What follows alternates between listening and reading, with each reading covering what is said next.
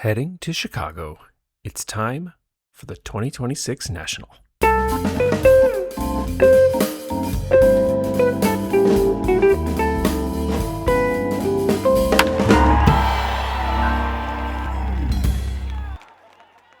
Again, we find ourselves at the Stevens Convention Center outside Chicago for an aligning of collecting spirits known as the National Sports Collectors Convention. The line on the first day was no joke, about a quarter-mile long, but they were issuing bracelets in line, so once the doors finally opened, we all streamed right in.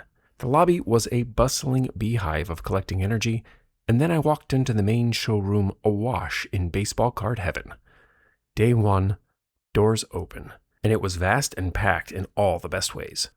First booth in the door was Golden, who greeted the collecting world with three of the most famous cards of all time, a few early Babe Ruth cards, and an autographed 1932 U.S. Caramel. Not to be outdone, Ty Cobb was also sitting there, his T213 Type 3 red portrait, resplendent in an impossible grade of PSA 9.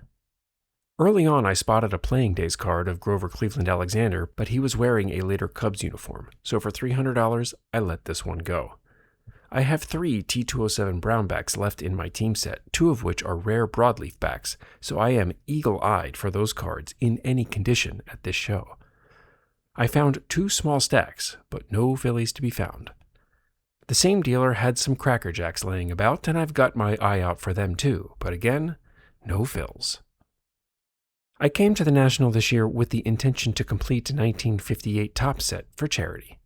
Shows near my home had 58 commons at about $2 each as the price floor. So I was curious what they would be here. My first encounter with 58 tops had cards at $10 each for the commons. That seems high. I've got 3 days, so I'm not in a particular rush, just noting the price points in these first few tables. Another early find was this 1933 DeLong Chuck Klein, a card I didn't buy at the National 2 years ago for $350. Here it is for close to $1,800, and I'm feeling a bit sheepish for having passed on it back then. More 58s in my exploratory run, and I found an ungraded mantle in nice shape for $1350. I'd like to get this card closer to the $500 mark, and I wonder if this card will last. It didn't take long before I found some more reasonably priced 58 Topps cards and snagged this lot from a dealer for $20. I told him about the charity project, and he didn't really believe me, so I paid full sticker, which is fine. The first step in a long journey for a good cause. Those that watched my most recent Random Pickups from Random Places video know I recently came to own the 1964 Evening and Sunday Bulletin Phillies portrait set. Well, these are the same images as they were printed in the newspaper. This is the kind of stuff one can only see at the National. I took some time to browse through this piece of collectible history and considered taking it with me. So early in the show, I let it lay. We'll see how I feel about it on Friday. As it turned out, the same dealer had the full set of portraits too. Of course, I had to pick up a Harper for the kid, and this guy had lots and lots and lots of Harper's Bowman Chrome Prospect Auto. I think I counted 18 copies. I'd say he has the market cornered, at least in this corner. I found this case of 1970s commons, but look closer. They are all 10s. About 200 commons from 1977 tops. Every single one a PSA 10. The set registry guys are gonna lose their minds when they see this. And then they are going to lose their retirement accounts. This was the first complete 1958 top set that I encountered. $4,200 is the lower side of the spread that I found. Did I mention how vast this show is? Once you get into the middle of things, it is sports cards as far as the eye can see in every direction. I found a $2 box full of 58 tops and so went to work and snagged 10 more for the set. This lot of 10 cards came compliments of my Sancho Panza, who has come with me to the National the last 3 years, just for the fun of it. Make sure you have one too when you go tilting at windmills. Since the dealer didn't offer a discount, I wasn't going to mention them, but then I looked at their booth name. So thanks to D's Nuts and Cards for the cards. That's right, folks. D's Nuts and Cards. Moving right along, Mike Ray, the king of cards at A to Z Cards and Comics, gave me a sweetheart deal on the Musial All-Star and a Richie Ashburn. $25 for the pair. The N28 Allen and Ginter Joe Mulvey, arguably the very first Phillies card, was nearby in a PSA 1 for $600. Gravity has been pulling me closer and closer to this card each year. I found another lot of 58s, but this guy didn't believe that I was building a set for charity either, so I paid close to sticker for the Eddie Matthews and the Nellie Fox All-Star. But again, that's okay. I don't need them to believe me. These came out of well-organized binders, numbered and in order, and any time a dealer makes it easy for me to find cards, I am happy to pay a premium for the convenience. It wasn't a Phillies T207 card, but this Eugene Woodburn card is a very rare cycle back for the set, and the same dealer had this Jim Delahanty, which is an equally rare Napoleon back. Very cool to see both. I found some E90 American Caramels, one that I needed for my set, but stepped back a bit at the $150 price. All right, prices are definitely up this year. I may be back for this one if it is indeed the new price floor. Jerry's Sports Cards had a nice selection of cards, including 58s. I told them about the set build project, and they were intrigued. Then I told them a little bit more about what it's like for kids who have to be in the hospital for extended periods, and they softened. They agreed to help, so not only did they give me a sweetheart deal on this big lot of 58 commons, but they threw in the Curt Flood rookie, compliments of the house, with well wishes for a successful completion. Jerry has a huge selection of vintage cards and can help set builders. Check out this dealer with a good heart and great cards. While I was talking up the dealer, my companion wandered off to find a few low-dollar Phillies autographs. He smacked me on the shoulder and said, "Remember to get something for you, too." And he shows me a 67 Jackie Brandt, a 72 Ron Stone, and a Ted Kazansky reprint. All autographed, all $2. Very happy to add these to the PC. More browsing brought me face-to-face with a 1913 Fatima team card of the Phillies, and for $275 I almost jumped out of my skin, and then I saw that an entire corner was missing. Noted, but not a buyer, I think. Nor was I a buyer of this high-grade 1958 top set for $37,500. But now I know where the ceiling is at for this set, after having found the floor a while back. I had a Grail sighting, which for me is the 1915 Crackerjack Grover Cleveland Alexander, in a case with some absolutely amazing cards, including the T206 Eddie Plank. But then, in the next case, the same dealer had the Alexander in a near mint 8. Talk about a Grail. I'm fairly sure this card approaches the price of my house, so I am left to dream. Another dealer who was all in for a 1958 top set for charity was Matt Doyle at Ruthian Sports Cards, who gave me this lot for $10, or $1 a card, and best wishes for a complete set. He's got a big eBay store and can help you with vintage card needs via email, over the phone, and through the mail. Remember when baseball card men used to make their own card boxes? Me neither, but this dealer was old enough to have made his own boxes. No doubt they're heavy, but they sure look nice. So I'm walking down the aisle, minding my own business, and my phone buzzes. It's a text from one of my oldest friends sending me a link to a New York Times article released earlier that day about a famous or perhaps notorious Mets fan known as Frank the Tank. We had a laugh about it via text, as we joke about him quite often. I put my phone in my pocket. I look up, and who is standing right in front of me? Frank the Tank. Nice guy. Tough on the Mets, but who can blame him? Only at the National does this happen. It was crowded, but not overwhelming. This aisle led me to an uncut strip of W515s, not totally unseen, but fairly rare. But then I found a full uncut page of them. We only ever see the top row where the baseball players are, but here is the full sheet, a first to see in person for me. And who was on top? Babe Ruth. Amazing. I chatted up the dealer about it, and he said he's in a bit of a conundrum, as if he cut out the Ruth well and it graded high, which it very well would. It would be worth many multiples of the sheet on a whole. But for now, there it rests. Another card I'd like to own one day, but not today, is this 1932 U.S. Caramel of Chuck Klein.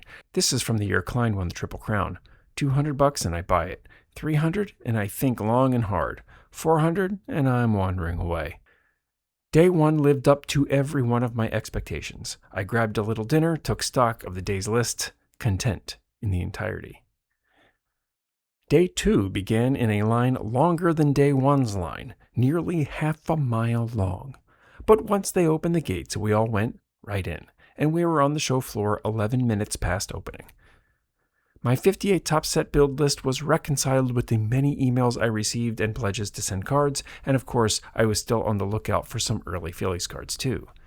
And I found one right away in the booth of a large auction company, this T206 Sherry McGee error. Only about 60 of these cards are known to exist, and even in a PSA 2, this will likely sell close to 6 figures. The same REA booth had this 1887 Buchner Gold coin, King Kelly, in a staggering grade of X-Mint 6. This is the highest grade I've ever seen on a gold coin card. It was absolutely stunning to see, with colors betraying its 139-year-old age. Now, you're not really working on the set until you have the mantle, right? This one at $750 was intriguing, but we left it there to get to business. This lot of 58s, including the Hank Aaron All-Star, was $100 for the lot, compliments of a longtime friend and fan to the channel who thinks that the 1987 Topps B.J. Surhoff Future Stars card is really funny when it pops up unexpectedly. Thanks, Cliff, for your generosity. It is appreciated. And thanks to Cards and Programs for the deal. There were many complete sets about, but only one 1985 Fleer set that I found, and since I just put one together, I was curious to see what they are going for these days. And $75 is the answer to that question. A 76 set at $390 is downright reasonable, as is this 1974 set at $550. 88 Topps? Not so much. $6. I tend to sell them for $10 in my local Facebook marketplace, but I wasn't looking to arbitrage $4. I almost always stop for boxes organized by team, and I'm glad I did, as I found a Danbury Mint 22-karat gold card of Jim Bunning to go along with a few others from this issue that I picked up along the way for cheap. $3 here for this Phillies Hall of Famer. I popped into any dealer booth with 58s, slowly adding to the set build. $5 for this lot of 3 cards that came from this jumbled mess of a table. The cheaper cards were around, but you really had to work for them. Day 2 was more crowded than Day 1, and the place filled up fast. I found a respite from the increasing crowds in a binder full of Phillies autographs from a guy who lives in walking distance of their spring training facility and just camps out there every spring. I rehomed this autographed 1975 Topps Del Unser into my loving care for $4. You know what I didn't see a lot of at the National? Oceans of crap cards in one-touch mags for $5. This was the only table out of thousands that was doing it, and we should celebrate. I found a huge cache of 58 Topps cards for $2 each again, which is about the floor these are going for, so I bellied up to the bar and drank a few $2 shots. Well, 20 $2 shots in this case, and 4 cards of Stars and Hall of Famers, checking the Don Drysdale off the list along with Aparicio, Mazeroski, and Don Zimmer. $100 for this lot, which came compliments of another friend and fan of the channel who has been getting punked with the 1987 Topps B.J. Surhoff Future Stars card for years. Thanks, Gene. Your generosity is appreciated. Another mantle at $1,200 that drew me in, but I chose another lot of commons and semi-stars and the Aparicio All-Star card instead. $70 for this lot. This lot had the Detroit Tigers team card in it, which looked nice up front. Upon closer inspection, the back had been pasted onto something and incurred some damage. But you know, we all have a little damage. And any kid who spent extended time in the hospital certainly has their fair share of damage, wrinkles, marks, and loss. I want cards in this set that represent that spectrum of cards. Some mint, sure, but also some with missing corners, marks, paste, and other ways we convince ourselves to not love a card. Some kids have scars. Some cards have scars. It's part of the story. While I was at the same table, I spotted a 1985 Fleer wax pack. Since I just finished that set, I'd like a pack to complement it. And now, I know what an 85 Fleer wax pack goes for. This Teddy Ball game was a really nice find, but the dealer was asking $200 for it, and I was certain I could do better at a large show like this. And another $1,200 mantle, but the screw-down case made me wary. Inviting set boxes drew me in, and next to another fellow also plucking out 58s, I found the George Kell and a host of $2 commons. $25 for this lot. How about a complete T205 set for $27,500?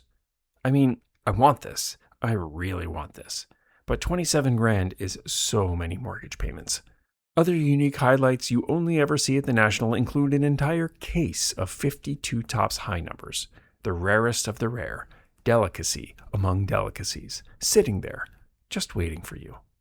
I was spotted by two channel fans, brothers Michael and Patrick, who stopped me to chat, and it was a delight to meet them both.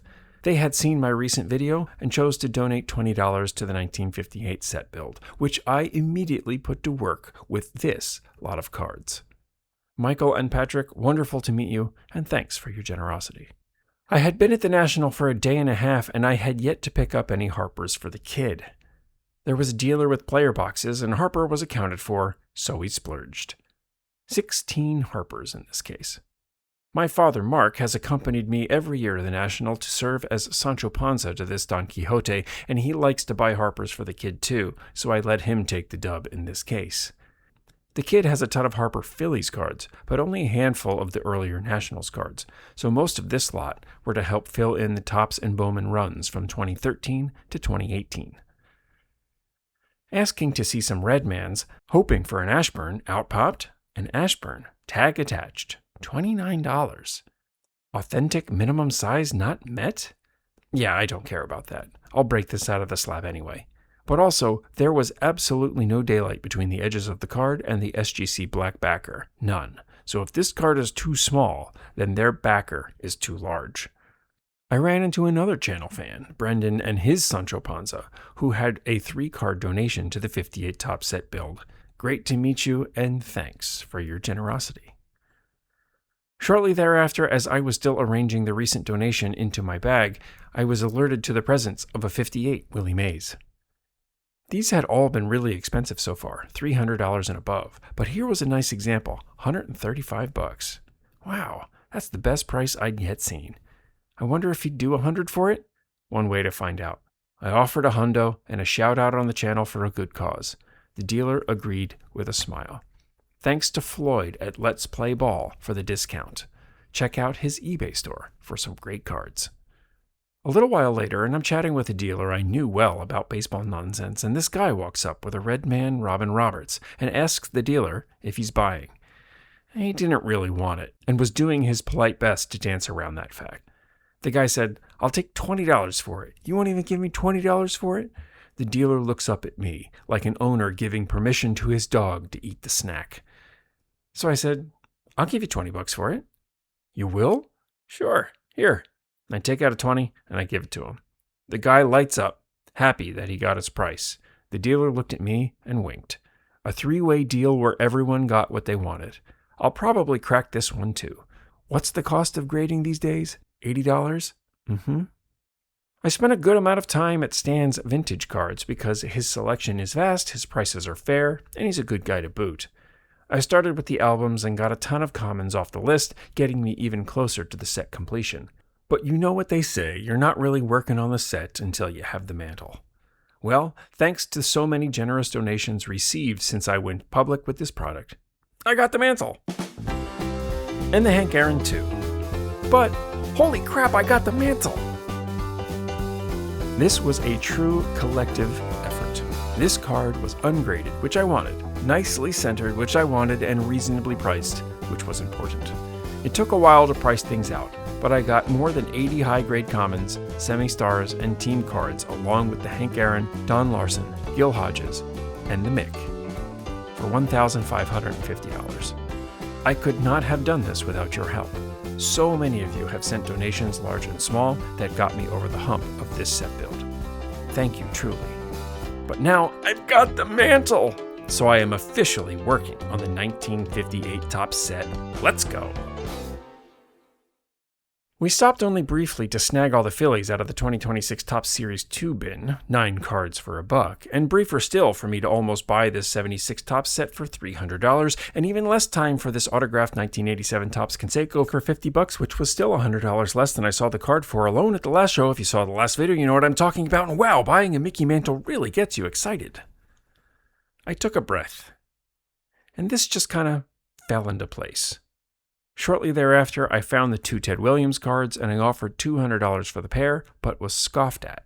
But then, at the very next table, I got the two Ted Williams for $200 for the pair. It was meant to be. And after digging through a large box of autographs, the only auto I found that I liked was a Phillies autograph from 1958. I don't gamble, but I know when you're on a hot streak. Cash out your chips and get out of the casino. It was getting late anyway. Collectors were scattering. We were hungry and tired. I did stop by the YouTube meet and greet where I met Victor, the rookie card specialist, who gifted me and signed his new book on rookie cards, available now on Amazon, along with Vintage Dave T and so many others.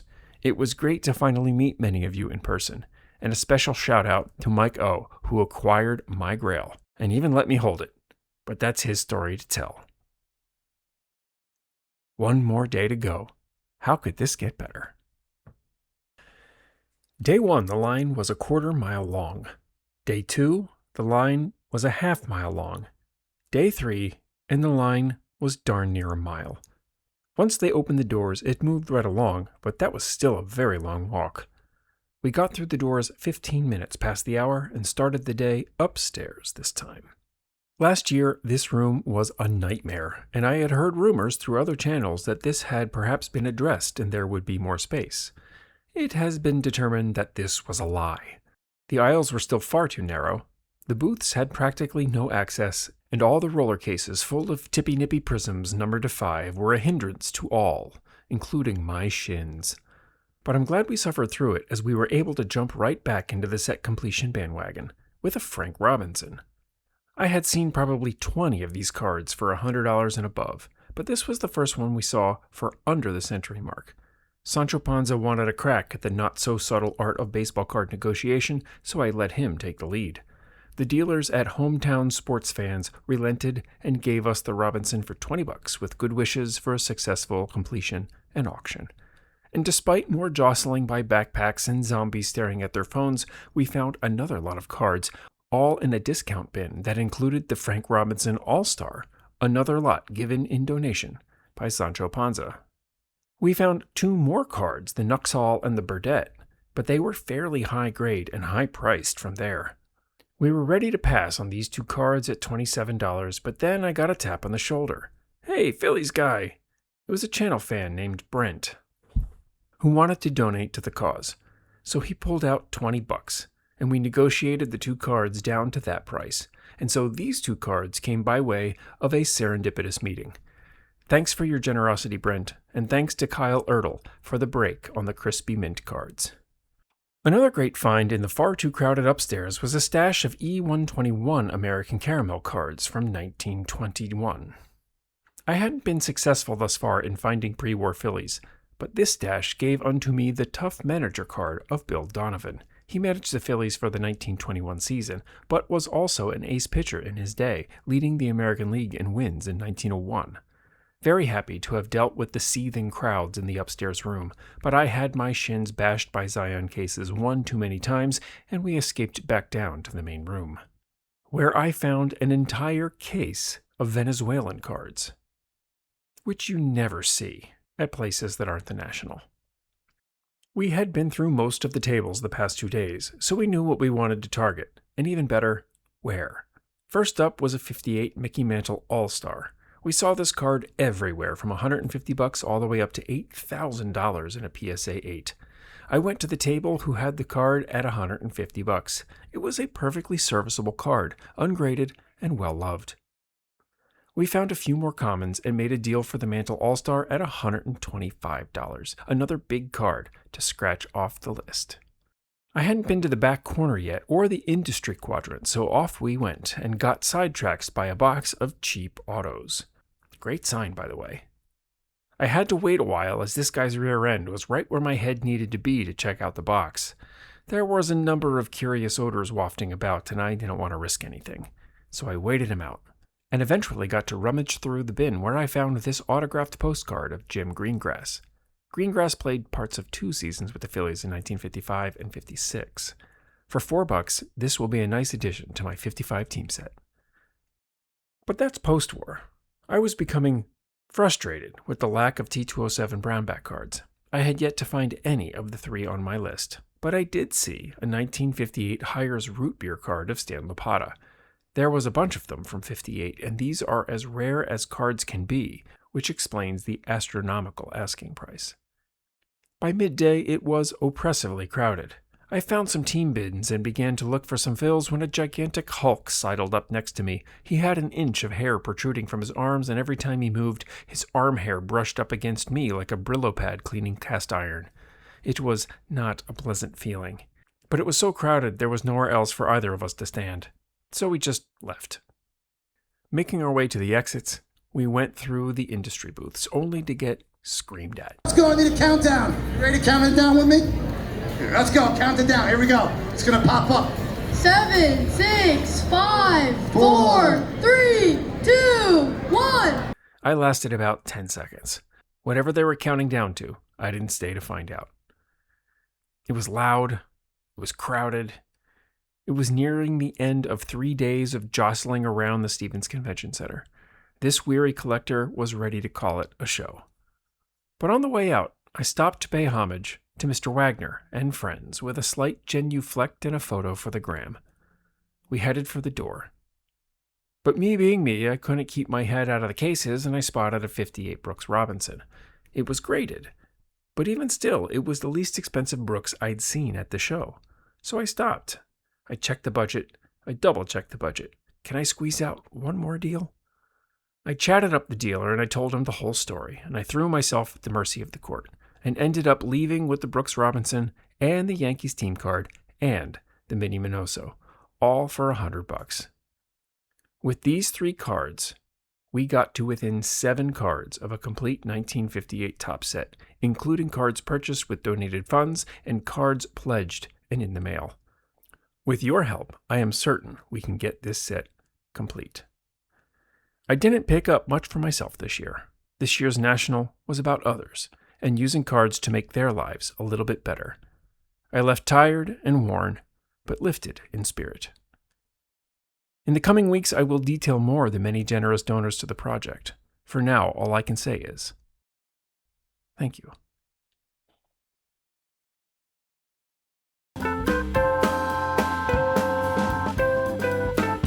Thanks for watching. It's time to trade up those crumpled chicken scratch travesties you call cardbox delighters for something more befitting of a collection like yours. I can help. Send me an email at philliesbaseballcards@gmail.com or check out sspsportscardproducts.com.